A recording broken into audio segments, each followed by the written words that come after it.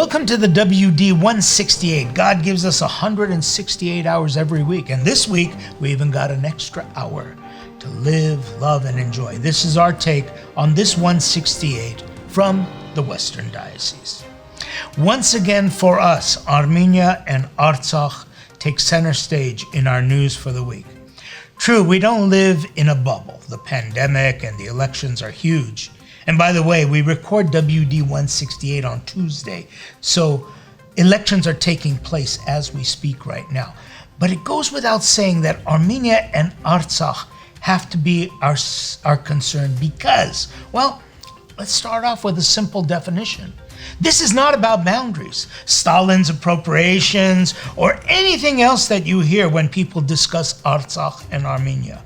With all due respect to everyone who is analyzing as to why we are here, it is essential to understand that we are here and that this war in Artsakh is an existential threat to us.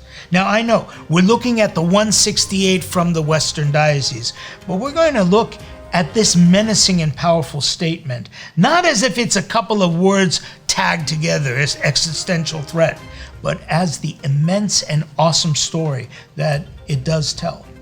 An existential threat is a threat to something's very existence. Definition time.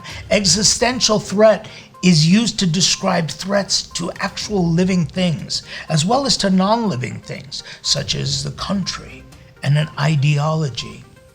Everything we know as Armenian, everything is up for annihilation.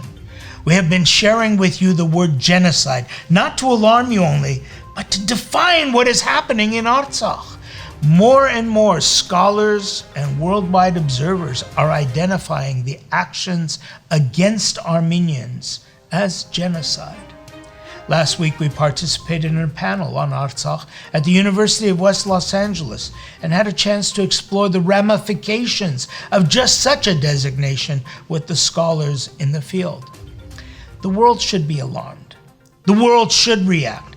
But as we know, general apathy runs rampant for things outside of your field of vision. Last week, our primate Archbishop Hovnan made a powerful statement that Armenia will not stand because of the crumbs thrown to us from the outside. Last Sunday at the cathedral, the 150-year-old example of Khrimian Hayrig and the paper ladle was brought to forum as an invitation for us to rise from our complacency. And check out on our diocesan Facebook page for the full text of these messages. They are important statements that must be digested by all of us, by all who call themselves Armenian Christians, as well as by all Christians in general. I want to remind you of the words of Archbishop Barkev of Artsakh following the first war some 30 years ago. I do not serve the Armenian Church or the Armenian people, said Barkev Serpazan. I serve God, and therefore I must serve the Armenian Church and the Armenian people. The fighting has intensified, and innocent civilians and young servicemen and women are losing their lives. Horrendous acts labeled as war crimes are being documented. Thousands have left their homes and are seeking shelter elsewhere as the Azeris are killing, raping, and pillaging the land and the people. The Armenia Fund is the prime address to which you can donate to help in the resistance and to assist with the awesome humanitarian work before us. All of our diocesan churches have organized fundraising campaigns. Please check with your local parish to find out the best way to contribute. Some have matching fund programs. Our Western Diocese just released its first month of collection statistics, totaling in the millions of dollars. You can see this document and others by following us on our Facebook page.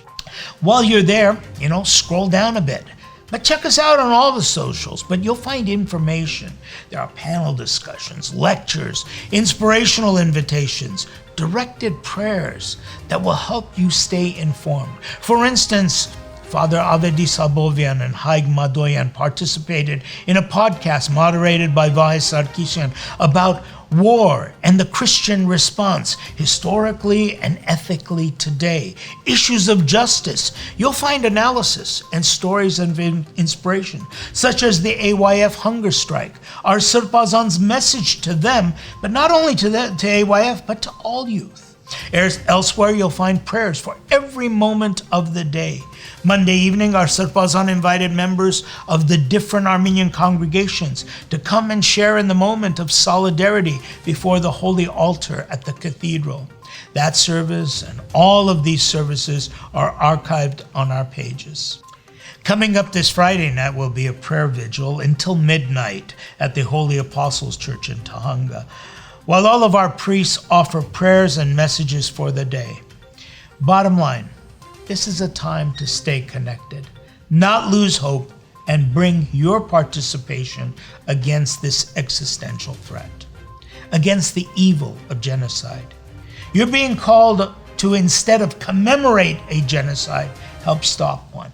And so use your resources. I'm saying all this because things change quickly. Stay connected with your prayers on your lips and with the keystrokes on your fingers. Know what's going on. Tell your friends and help get the word out. This is your chance today to make a difference.